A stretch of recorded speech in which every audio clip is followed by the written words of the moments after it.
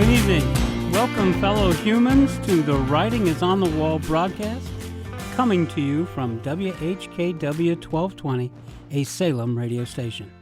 If you wish to call in and ask for clarification or to comment, please call 888-677-9673. Once again, that phone number is 888-677-9673. Please address me as TA because I am the teacher's assistant.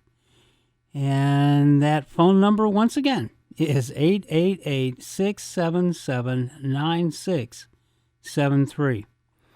Now, I start off each week by telling you that this program is a non-religious, non-spiritual investigation of everything we can discern that was created, recorded, and modeled for us in the Bible. That last part's pretty important, too. So, you don't know that much about me, so I'm going to fill in a little bit. I'm a puzzler. Always have been. The tougher the puzzle, the more I enjoy it. I don't quit. If I have to put it aside for a day or a week or a month or a year, I'll do so. But I will eventually come back. Something my mother taught me when I was very young is that your brain never sleeps. She was a nurse. And she says, your mind, on the other hand, takes little mini naps and relaxes and does lots of different things. But if you set it a task before you go to sleep, it will continue to work on that task. She was right. I got sent in today's email from Prager University. It's the first time I've ever gotten one in my email. A video, 5-minute video that Mr. Prager is famous for, called Follow the Science. And it explains how you can't really follow the science. Science is something that you have to work at. And it's a kind of a check on what liberal folks are trying to tell everybody else that they should do, which is whatever they tell them to do. And that here's another reason that you should do what we're telling you, because we have science on our side. And that's not correct. The problem is that we being humanity in general, have not twigged yet, have not woken up to the fact that the Bible has a completely different structure. It's a work structure, and it's called objective decision-making. And that's something that we, in order to be successful and to continue to live and learn and grow and actually make it to adulthood where we can get our assignment, we have got to switch from the subjective decision-making tactics that we use now to objective. Well, what does that mean? I've been trying to illustrate that over the past 7-8 weeks. The subjective means everything and how it relates to you. What do you think? What do you feel? What do the people that you call friends think and feel? How do they approach things? What they see, what they hear. Everything that you know, unless you're an astrophysicist, and even then, 99% of everything you know, was taught to you by another human. So they had to conceive of it or be told about it. They had to realize what was going on, maybe even understand it, although we're way, way behind on that one. But they had to have some sort of access to that idea, thought, feeling, perspective.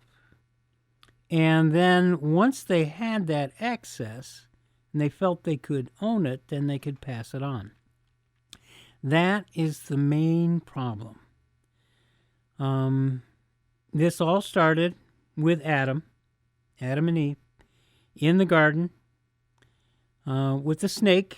And if you don't believe it was a snake, if you believe it was something, whatever, belief is subjective thought process. It's an assignation of earnestness. Now, reality is something that does not need you to believe in it. It is. If you don't believe in it, then you are going to have a problem. Reality is not going to have a problem. The thing is that Adam was ensorcelled, seduced, cozened, whatever terms you care to use, into thinking and accepting that knowledge and its concomitant power was the top of the heap. That was the thing. That's what God had, right? That's what the snake said. So it must be correct. Well, God obviously had power, so he had to have knowledge.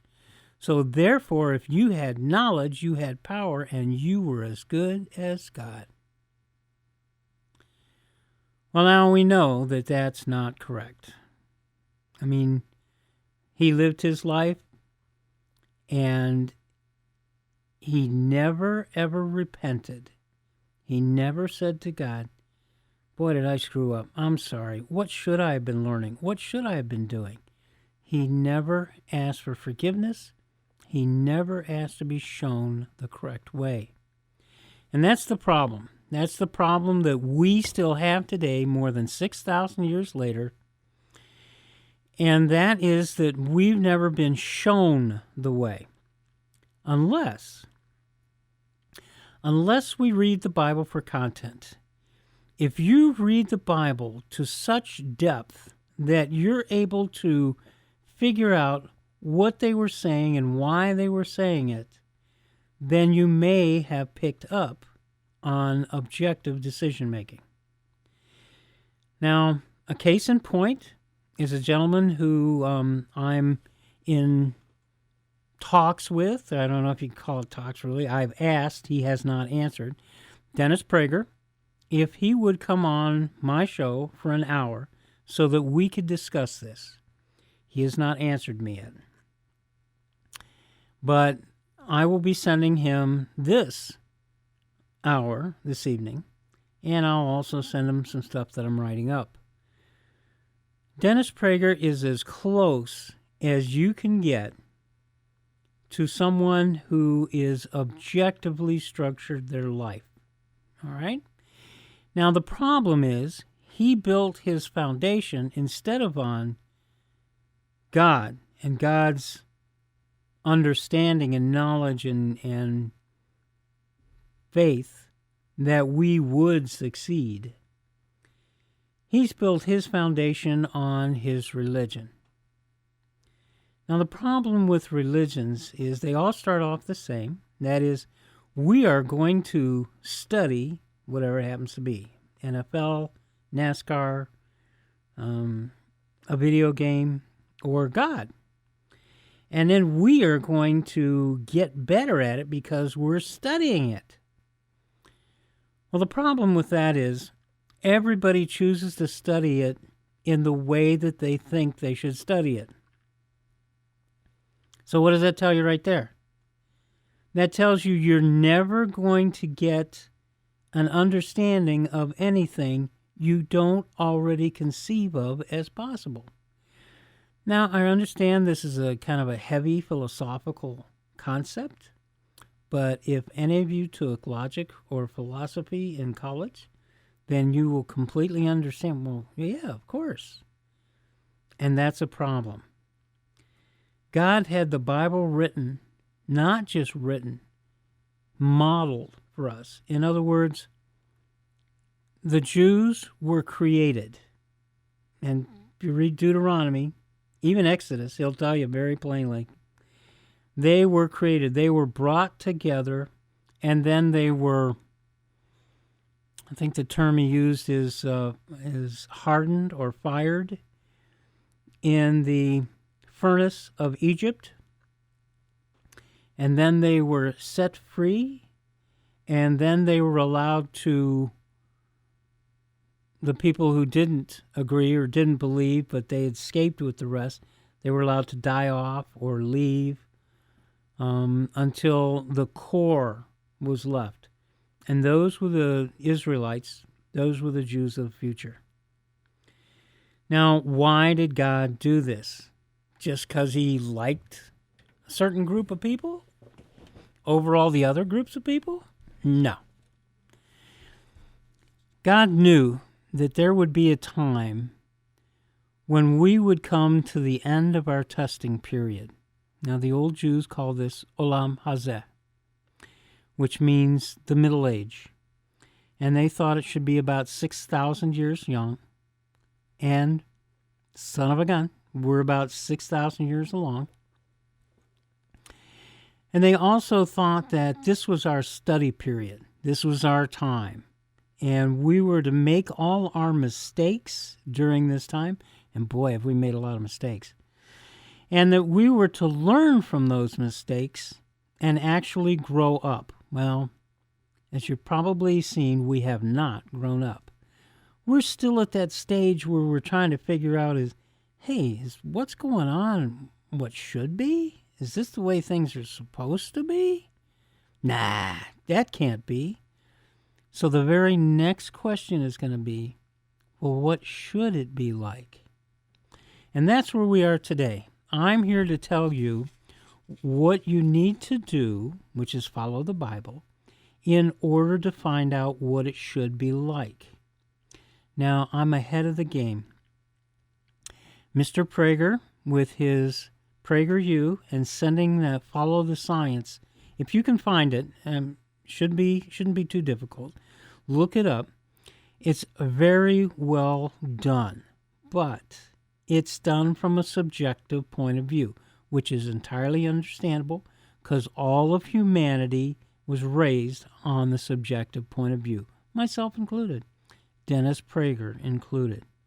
But Mr. Prager has studied the Bible so assiduously over his lifetime that I don't think he even realizes it, but he's using objective decision-making parameters in order to arrive at the information that he gets. Now, he may place that somewhat subjectively, and that's because he never went all the way down the way Moses told him to the beginning of man on earth. Now, if he had done that, instead of stopping at about 3,400 years ago, when Moses basically spoke out loud and they had recorded the Ten Commandments, Exodus, Leviticus, Numbers, and finally Deuteronomy, the contract or the covenant, if you will. And also he had written down the prequel, which was Genesis. And I'm really glad he did, because without Genesis and without him telling us to look at Genesis, we wouldn't understand. Now, early in Exodus, Moses goes to the burning bush and he's confronted by God. Just a voice speaking out of this bush that is burning but is not being consumed. And he's going, gee, I wonder what this is. And the voice of God confronts him. And he says, well, excuse me, sir, who shall I tell my friends I was talking to? You can imagine, I think, what he's feeling. Now, he's kind of like a manager herdsman at this point. And God shows up and starts talking to him. So God's a little ticked off that he doesn't know who he is. He says, I am. In other words, there's only one of me. I don't have a name to separate me from anyone else. I am the beginning of everything, of all humanity. Of course, he didn't say it quite like that. We find that out later. But Moses is kind of impressed, but he's also kind of scared, and he's also, I don't know if I better tell anybody about this. So read the rest of at least the first 4 or 5 chapters of Exodus to find out what he does. It's very interesting. But God's never had a name, but his next 2 job titles are just that, job titles. When asked later on what he was about, meaning what do you do, since he wasn't going to give his name if he had one, he said, I am the Lord. Now, the Lord is a job title. He says that I have responsibility for overseeing everything that happens in this area for my master. Now, we say God has no master. Certainly never has one showed up here on earth that we know of. We won't go into that whole thing on Mount Horeb, because it doesn't really matter. People are at the top of subjective decision-making. There's always a king or a prince, or in this case, a god, or other gods. The reason that the Israelites had so much trouble with thinking about other gods and not understanding is because they all thought subjectively, because that is what Adam chose for them. In his ignorance, he thought that was the best, and he thought that made him like God. He couldn't realize, hey, I'm an ignorant child. I don't know which way is up, and I shouldn't be making a decision like this and then passing it down to my children.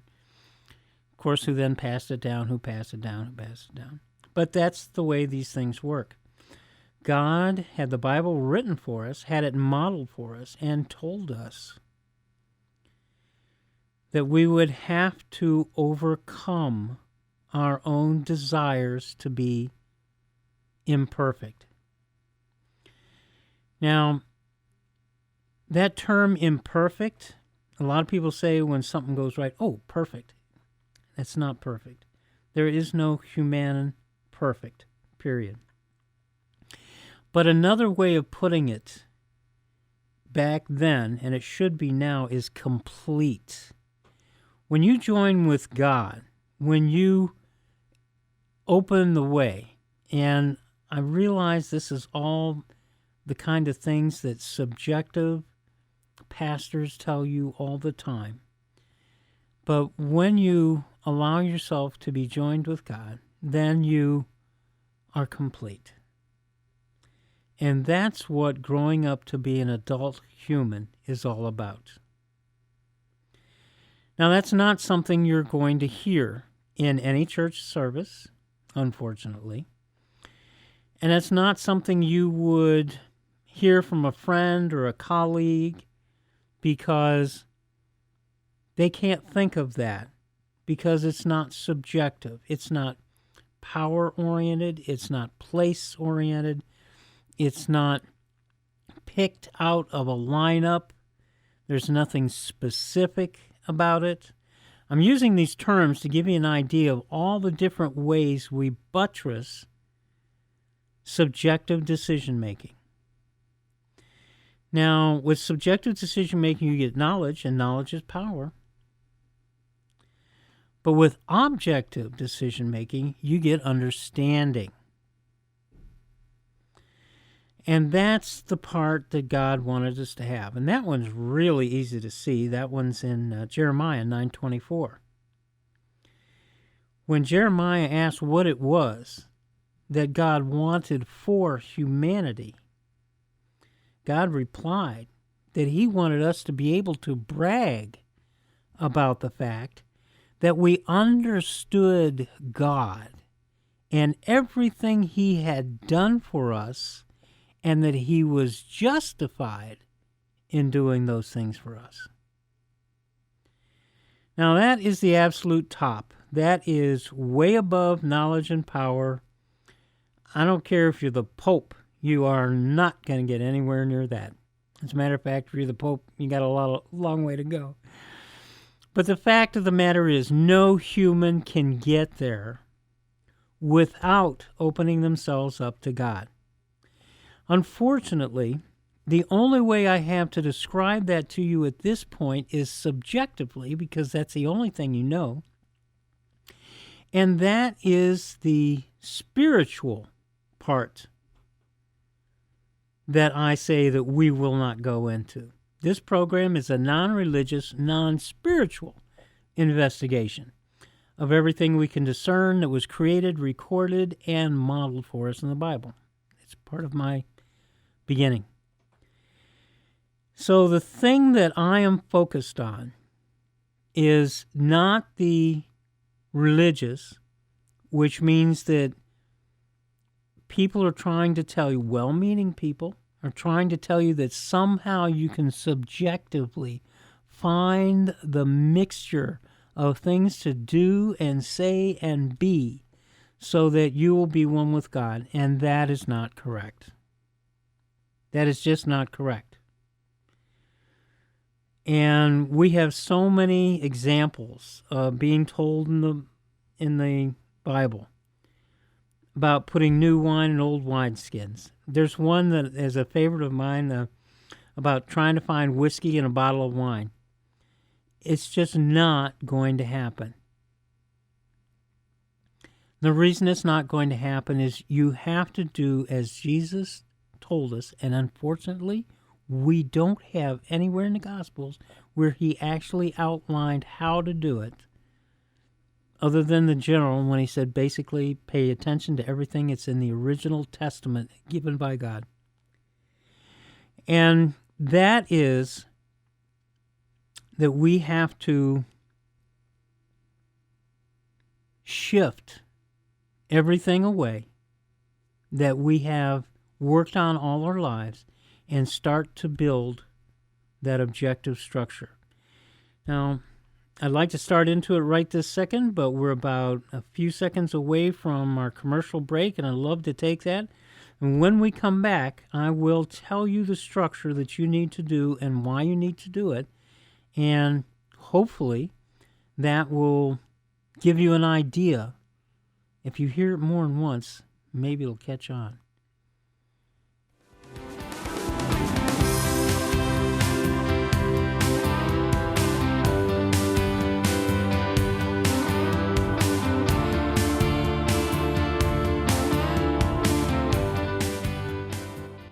Swamp, fake news, racist hats? Are you afraid to believe anymore? Well, let me tell you of one brave soul who, like David, slew Goliath. The true story of one man's fight against greed, corruption, and insatiable ambition in small-town Ohio, Checkmate reveals why passion and integrity are rare in the corridors of swing state politics. If you want to hear the truth, how the swamp operates in Ohio with all the political corruption in real time, get Steve Krause's tell-all true life story, Checkmate, One Man's Fight Against Political Corruption, available on Amazon. As a newly elected state representative, Steve takes you behind the scenes, behind the closed doors, and rips back the curtain to expose all the lies, the deceit, and power-hungry gamesmanship. Checkmate reads like a TV drama, but it's not. Once you start it, you won't be able to put it down. Checkmate, One Man's Fight Against Political Corruption by Steve Krause, available on Amazon today. Be afraid. Be very afraid. There are those in Washington who want the IRS to take more of your hard-earned money. Are you tired of being the perpetual cash cow for every scheme, unreasonable program, and for all the fraud, waste, and abuse in our system? Well, good news. I can help. George Tatari has almost 40 years of experience helping people like you keep more of what you make. It makes no sense that the more you make, the more they take. Let George help you keep your money away from the government bureaucratic waste and in your pocket. Call 216-651-1120 right now and schedule your free consultation today. Instead of a victim, you'll be the victor. With many success stories, George helps with tax planning, estate planning, financial and business analysis, and more. The new tax law has many ways to save money with retirement planning, accelerated depreciation, up to 20% exception of net earnings, and so much more. Call 216-651-1120. That's 216-651-1120. You earn it, we'll help you keep it. That's George Satari, CPA, 216-651-1120.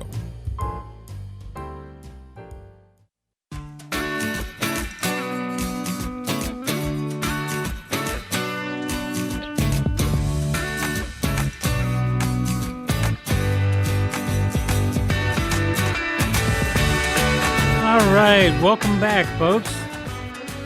That wasn't too tough, was it?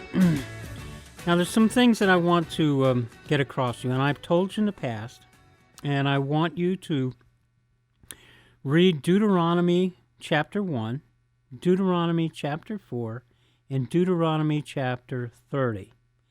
Now, I'm going to read a little bit from Deuteronomy 4 to give you an idea, all right? This is what we call a characterization, setting the stage. This is done by Moses, and he's reminding Israel to be loyal to the Lord. And he starts off, chapter 4, saying, listen to the rules and laws that I'm about to teach you, and obey them, so that you'll be able to enter and take possession of the land that the Lord your God, the God of your ancestors, is giving you. Never add anything to what I command you, or take anything away from it. Then you will be able to obey the commands of the Lord your God that I give you. Now, if we, Christians, utilize this and search the Old Testament for the information, the wisdom that is there, then we wouldn't have too many problems. But we did this part that he said next not to do. Starting in 5, he says, I have taught you the laws and rules that the Lord my God commanded me. You must obey them. Faithfully obey these laws. This will show the people of the world your wisdom and insight. However, be careful. Watch yourselves closely, so that you do not forget the things which you have seen with your own eyes. Don't let them fade from your memory, and teach them to your children and grandchildren. Well, this is where America ran aground. We are living through the same failure for the same reasons that the Israelites lived through 3,400 years ago. That's right. Everything that happened there was a model for us here up time, starting in the 17th century up until today. Our forebears, the Protestants, were hunted, murdered. They were definitely chased. They had to leave Europe and go somewhere where they wouldn't be killed, their businesses taken, their cattle, their children. They were persecuted. Gee, doesn't that sound familiar? Then they had to flee. They took whatever they could. They sold what they could. They got onto ships instead of walking through the desert. And instead of crossing the Jordan, they crossed the Atlantic. But they came because they were God's children by choice, which is John 1:12. In other words, he assembled them, but he wasn't there physically to guide them. We had the Bible at this point, and that's what we were supposed to use. Now we could pray, and I hope we do, for direction, for understanding, but at the same point, you're supposed to use the Bible for what it was intended, and that is to inform and direct your steps. And if you read it deep enough, if you read it for content rather than just what the words seem to say to you because somebody else translated them that way, then you'll discover that God said that you should use my faith in you as the unshakable foundation on which to build a civilization based on logic, modified by reason, buttressed by wisdom, and the fourth cornerstone was grace and truth. And that's the one Jesus brought. And that's also in John. So we got all this information, but have we followed it? Our founders did. They built a nation just like that. Now, most of them were deists, and I've been told that many religious people look at me that way. And that is, they not only believed in God, they accepted that He was our ultimate. Not just the director, but we were part of Him. He was part of us, and we are the ones that didn't realize it. And we're the ones that had to work at improving that connection.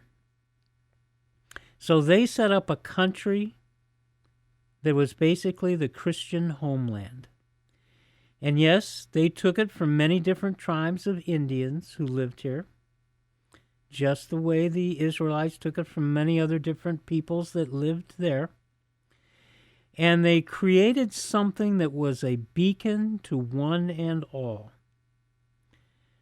But, and here's the but, after about 800 years, 750 to 800 years, the Jews had screwed up so badly that God pulled the covenant. Now, why did He do that? The reason He did that is they weren't being serious about it at all. They weren't working at it. They had not discovered or followed the information left for them specifically. The people that was sent to them, they asked, please, Lord, if you're going to send us someone to tell us something, make sure that they are born from one of our tribes so that we will know that they come for you. God said, I'll do that. But if what they say doesn't come true, you'll know that they didn't come from me. And that is the best way. Of course, most of us don't want to wait that long. Understandable. But the fact of the matter is that even when Jeremiah came, Jeremiah was allowed to ask questions. We got feedback from God about why do evil people prosper. Now, that one's a little bit tougher, but you have to understand why God allows that to happen. He said, how will you respond if you come to a tough part if nobody's ever given you a hard time before? How can you run with horses if you can't even keep up with your neighbor? So we had to have opposition. The opposition had to be quite capable, almost as capable as we are, maybe even as capable as we are. And we had to work to overcome evil. And we have not yet done that. But we need to get to work. And God has told us how in the Bible. I'm going to have to print something up so that people can see it. You should be able to see it on my website if everything's working well. Why don't you check it out? It's called thewritingisonthewall.net. Thewritingisonthewall.net. And you can ask questions there, and I'll pick them up, and I will go over them the next week on over the radio here. And if there's something you need explained, please ask. Now, the PragerU video that I told you about before, and I want you to watch it. It's only 5 minutes long. It's by Brian Keating, and he's a University of California at San Diego astrophysicist. How he got into University of California College? I don't know, but he is awfully intelligent and objective. Mr. Prager is also pretty objective in his rationalizations, in his thinking, even though he doesn't go all the way down beneath his religion, all the way to basically the Garden of Eden, which is what Moses told him to do. Unfortunately, no one else does either. So if you are intelligent and capable and work to make sure that you don't make mistakes in your thinking, then you're being objective. And the more often you do that, the better you'll get at it. But if you don't set up your objective decision-making skills to build a structure based, as I've told you, on the faith that God has in us, using the 4 cornerstones that he gave us and the 10 pillars of civilization, we call them the 10 commandments. If you don't use that, then what you're building won't be on shifting sand, but it won't amount to much. It'll be maybe a 1-story if you can get a roof on it. But if you use everything that God gave you, including the Bible and including his instruction, then you will build skyscrapers the like no one has ever seen.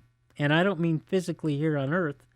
I mean categorically. You will be able to see and understand things that your neighbor, who is only looking at things subjectively, only looking at things that other humans have told him exist, won't be able to see. That's why when Jesus, again, in John 1, was telling Nathanael, near the end of the chapter, if you thought it was a big deal that I could see you from afar underneath that tree, stick around. Wait until you see angels going from me to heaven and coming back down from heaven to me. Then you'll be impressed.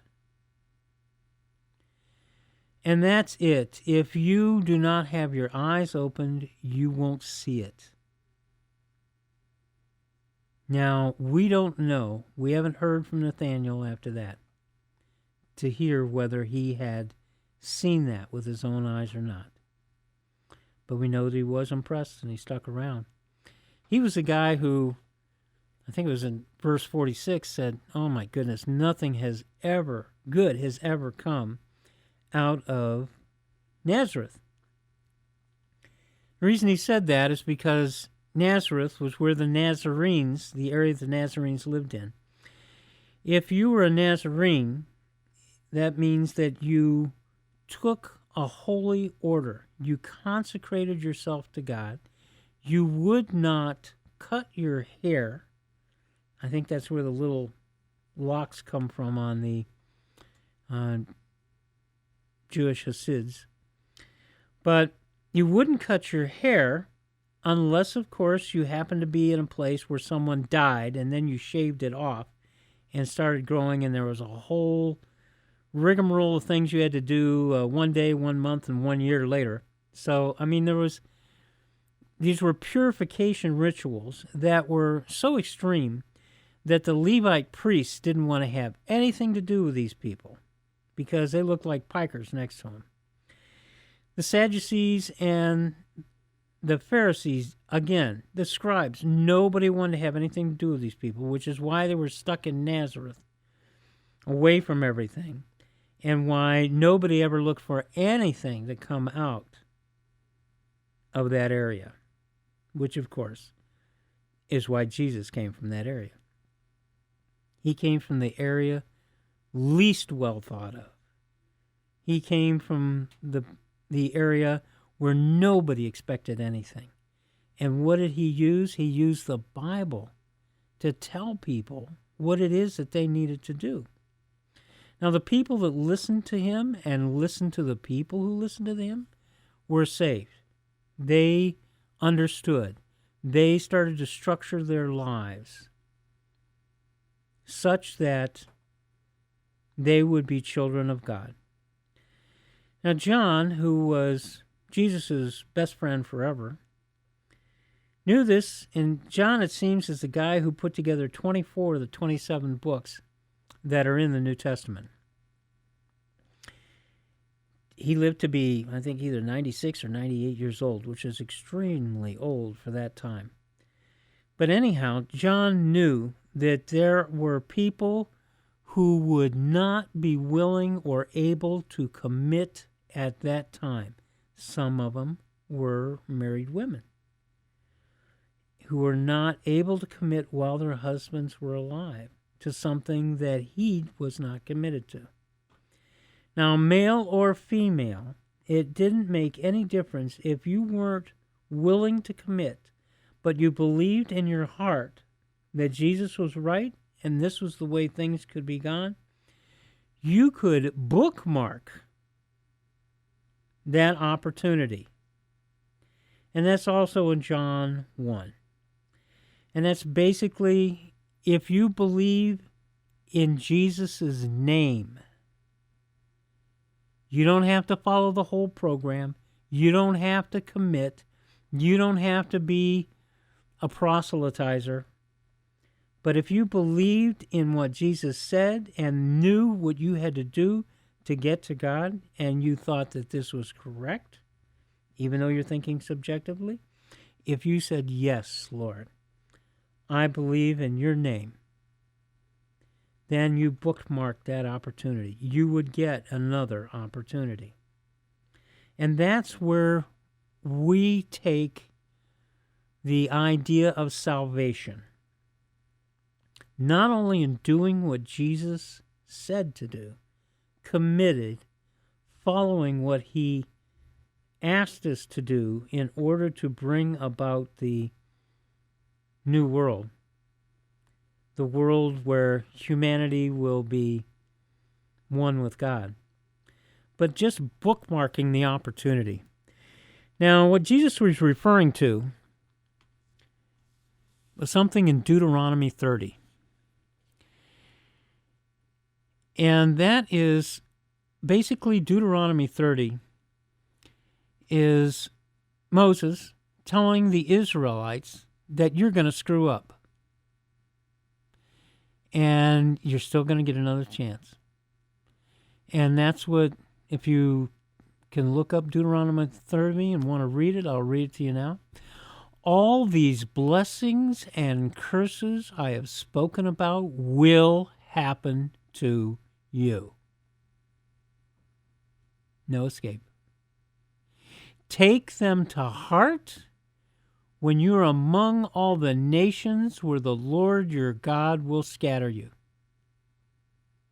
In other words, God knows you're going to screw up, and you're not going to live up to it. And you know what? You're going to get a second chance. If you and your children return to the Lord your God and obey him with all your heart and with all your soul, doing everything I command you today, he will restore your fortunes. Gee, does this sound like what Jesus was talking about in John 1? That John's is reporting what Jesus was talking about? He will have mercy on you and gather you from all the nations of the world where he will scatter you.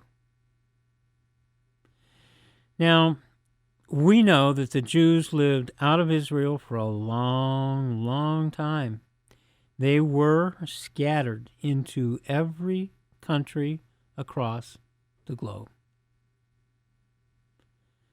And here it is, 3,400 years ago, Moses is telling them, yeah, you're going to screw up. Yeah, you're going to have to suffer through this, but you got a second chance coming. The Lord your God will bring you to the land your ancestors owned. Gee, is Israel back in Palestine? You will take possession of it. Gee, I guess that one came true too. And the Lord will make you more prosperous and numerous than your ancestors were. I'm not finding anything incorrect in this, and this was written more than 3,400 years ago. Verse 6, the Lord your God will circumcise your hearts and the hearts of your descendants. Okay, this has not happened yet. This is why we should be thankful for the Jewish people. They are still not just the canaries in the coal mine, they're the examples that God told them that they would be, that they were created to be.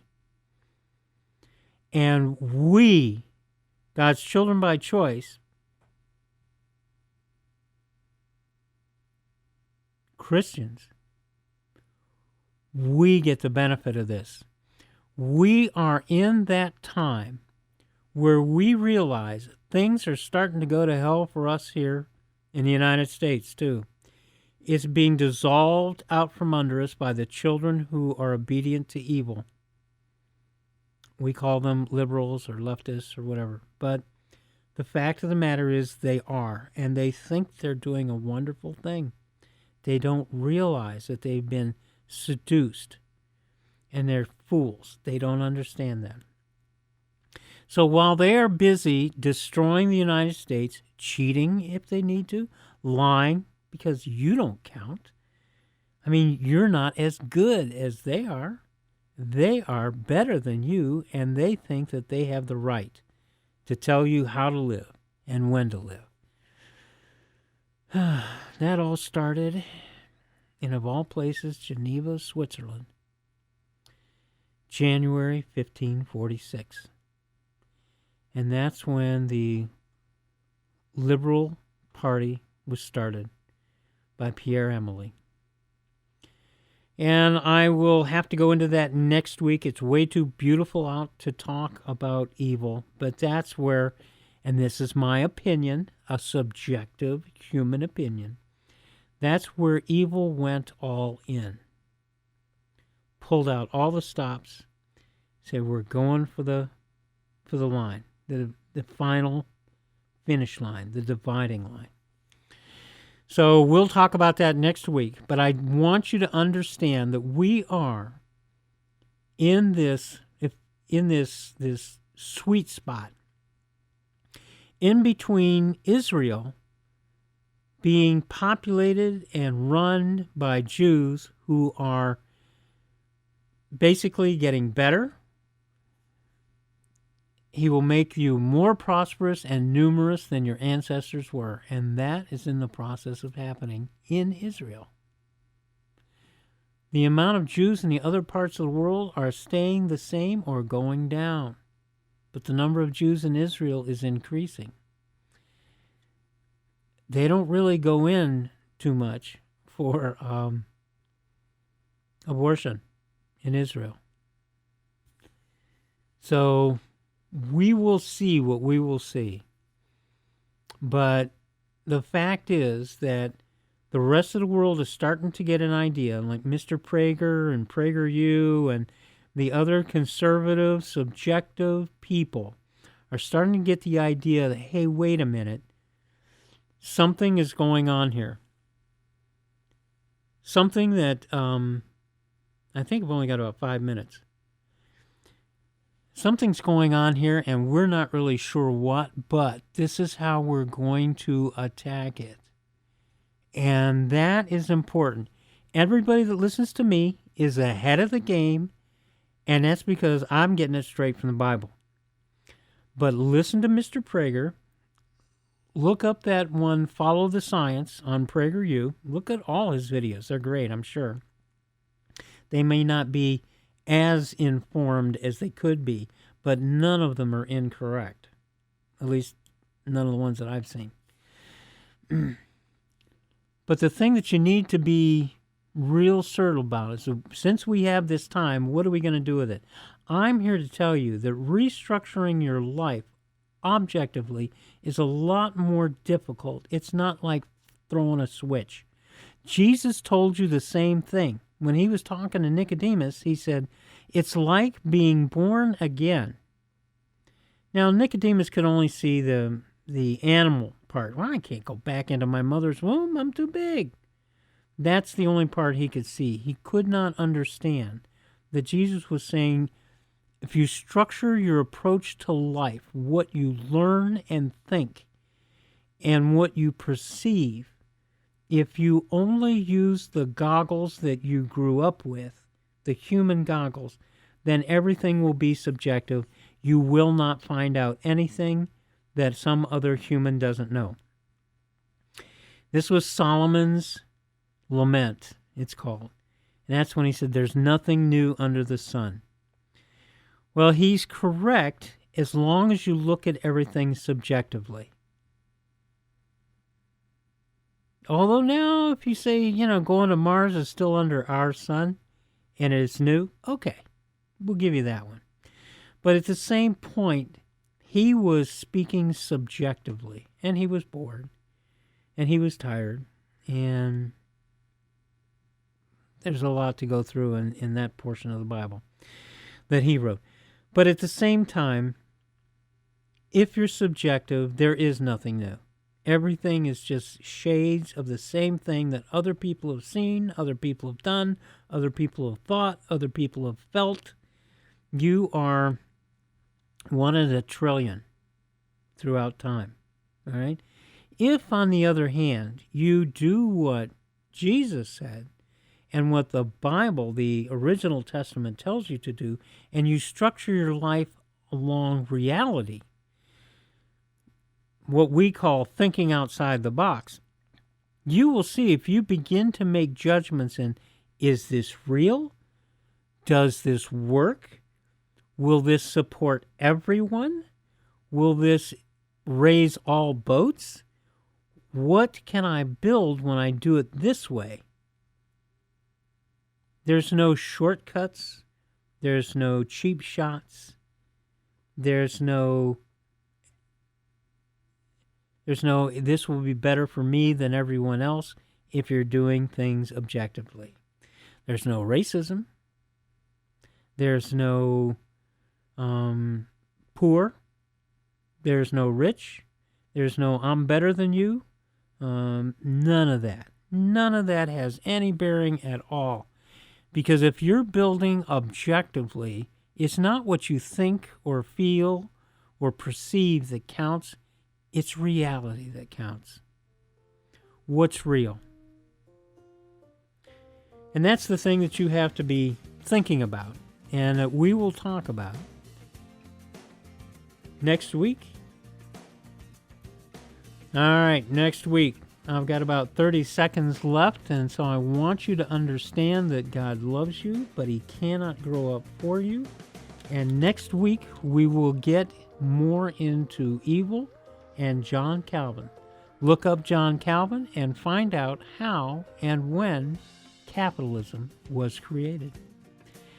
Thank you, and I'll see you next Tuesday.